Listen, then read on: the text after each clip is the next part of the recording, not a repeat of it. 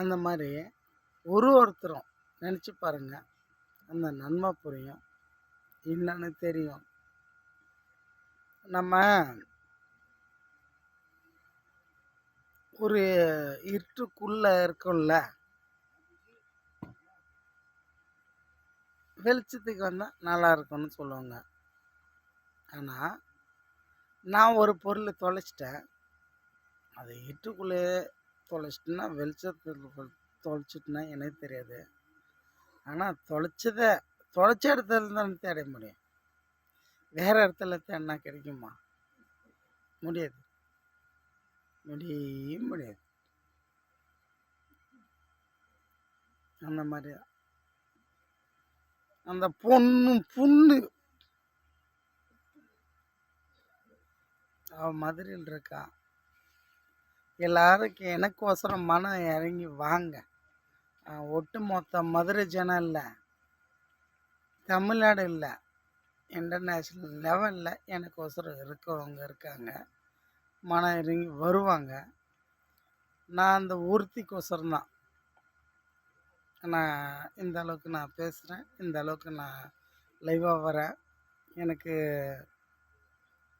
அவ கூட ஜோடி சேர்ந்து சந்தோஷமாக வாழணும், நிம்மதியாக நல்ல மாதிரியாக புள்ள குட்டி பெற்றுக்கிட்டு கட்டிக்கிட்டு பெற்றுக்கிட்டு அப்படி வாழணும் எனக்குள்ள ஆசை. இப்போ ஒரு கதை இருக்கு, எனக்கு தெரிஞ்ச கதை. ஷாஜிகானுக்கோசரம் மும்தாஜுக்கோசரம் ஷாஜிகான் கட்டினார் தாஜ்மஹால். அந்த மாதிரி தான் நான் வந்தது இந்த லைவாக.